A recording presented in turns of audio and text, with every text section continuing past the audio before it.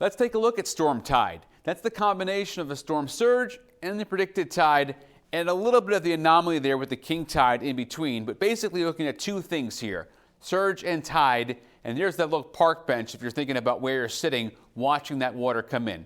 That's how you get that storm tide. Here's the surge versus tide explanation. Surge is an abnormal rise of water that's generated by a storm, the one coming tomorrow, over and above the predicted tide.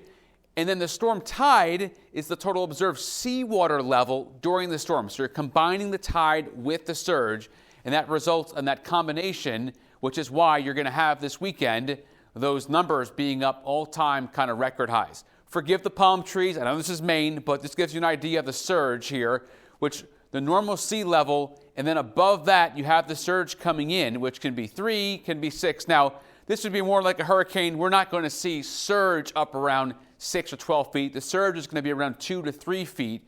But here is the tide look at things here, not the surge. It's the tide, 14.3, which would be an all-time record in Portland, which would break the record from the blizzard of 78 set back in February of 78. So to give you an idea in Portland, let's head up the coast a bit. In Eastport, 24.8, and Bar Harbor has come down just a little bit. So it gives you an idea here with the tides and a little bit of surge where that kind of infrastructure problem you're going to have with damage along the coastline as we get to Saturday, but also the flooding situation and the rocks and the roads getting definitely messed up a bit too. So a dangerous situation along the coastline. We'll have more details coming up in the next several hours.